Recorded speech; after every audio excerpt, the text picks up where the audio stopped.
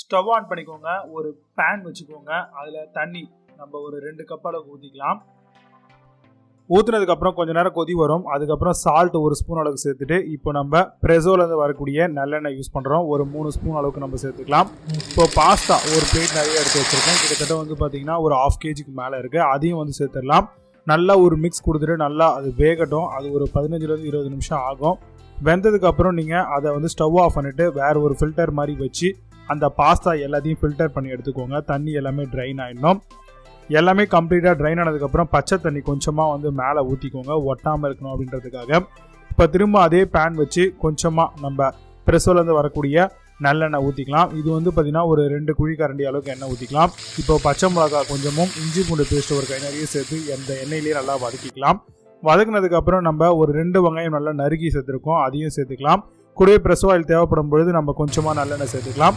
இப்போ தக்காளி வந்து 3 வந்து நல்லா நம்ம கட் பண்ணி சேர்த்துருக்கோம். அது எல்லாமே நல்லா குழஞ்சி வரும்போது நம்ம ஒரு கை நிறைய வந்து கேரட்டை சாப் பண்ணி வச்சுருக்கோம், அதையும் வந்து அது கூடவே சேர்த்துக்கலாங்க.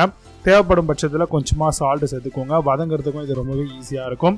இப்போ 1 ஸ்பூன் அளவுக்கு தனி மிளகாய் தூள் சேர்த்துக்கோங்க. கூடவே ஒரு 1/2 ஸ்பூன் அளவுக்கு நம்ம கரம் மசாலா அதையும் சேர்த்துட்டு நல்லா வதக்க விடலாம். வதங்கிறதுக்கு தேவையான தண்ணி கொஞ்சமாக நீங்கள் சேர்த்துக்கோங்க. தண்ணி சேர்த்த உடனே நல்லா கொதி வந்து நல்லா சீக்கிரமாக வதங்கிடும். இப்போ ஸ்னாப்பிலேருந்து வரக்கூடிய பாஸ்தா மக்ரானி மசாலா நம்ம சேர்த்துருக்கோம். அது வந்து நம்ம 2 பாக்கெட் சேர்க்க போகிறோம். ஃபஸ்ட்டு ஒரு பாக்கெட் சேர்த்துட்டோம். இப்போ நம்ம ஆல்ரெடி ஃபில்டர் பண்ணி வச்சுருந்தா அந்த பாஸ்தா அதாவது மக்ரோனி எல்லாத்தையும் சேர்த்துக்கலாம். இப்போ இன்னொரு பாஸ்தா மசாலா சேர்த்துருக்கோம். ஏன்னா குவான்டிட்டி அதிகமாக இருக்கிறதுனால அதையும் சேர்த்துட்டு நல்லா வந்து பார்த்திங்கன்னா மிக்ஸ் பண்ணி விடலாம். இப்போ டொமேட்டோ சாஸ் வந்து ஒரு 1/4 கப் அளவுக்கு ஊற்றிக்கோங்க. ஊற்றிட்டு நல்லா வந்து பார்த்திங்கன்னா மிக்ஸ் பண்ணி விடுங்க. இப்போ நம்ம ஓரிகனோ வந்து பார்த்திங்கன்னா ஒரு 1/2 ஸ்பூன் அளவுக்கு நம்ம ஸ்ப்ரிங்கிள் பண்ணி விட்டுடலாம்.